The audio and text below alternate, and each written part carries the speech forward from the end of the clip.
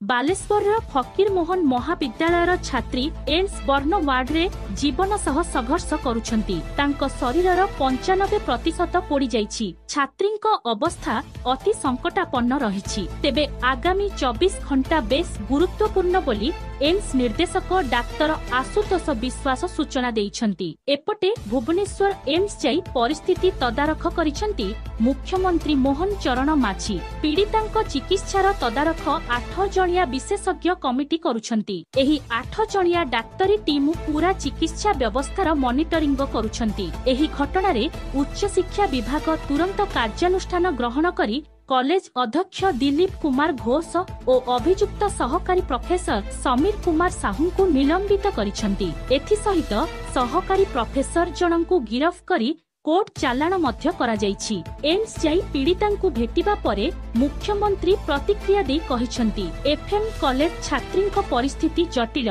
तांको चिकित्सा चलिछि। दिल्ली एम्स भली चिकित्सा करा जाउछि। आगामी 24 घंटा गुरुत्वपूर्ण, आवश्यक पड़िले दिल्ली एम्स को एयर लिफ्ट करा जिवो। एपटे विरोधी बीजेडी और कांग्रेस सरकारंको उपरे चौतरफा आक्रमण चलाइछंती। ब्यूरो रिपोर्ट शिक्षेत्रा न्यूज। बालेश्वर एफएम कॉलेज रे जो घटना घटी जो छात्री आत्माहुति देवाई जो उद्यम करिसेथिरे वर्तमान एम्स रे जो तांकर चिकित्सा चली परिस्थिति जटिल अच्छी एवं सेथिरे मेडिकल टीम गठन करा जाइछि एवं समाने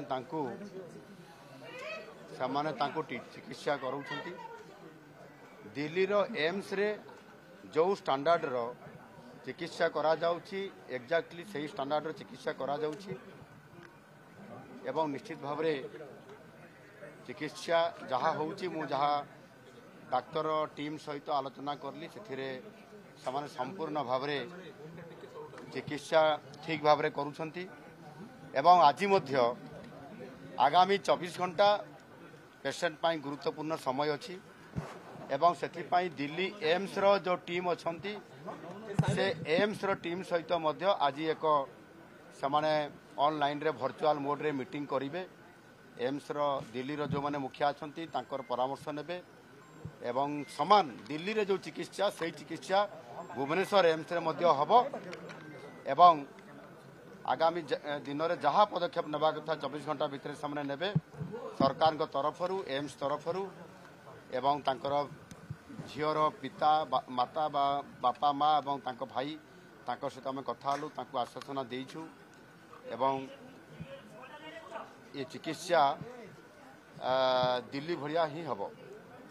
द्वितीय कथा होची सरकार मध्य निष्पत्ति नहीं छंती जे आवश्यक हेले ताकू एयर लिफ्ट देकरी दिल्ली एम्स को नवा पाई किंतु वर्तमान परिस्थिति जहाँ अच्छी दिल्ली एम्स को नेला भलिया परिस्थिति के नॉर्मल को आसी ना एणु जदि नॉर्मल को आसी जाए ताले दिल्ली को भी आगामी समय करा जाई पारे।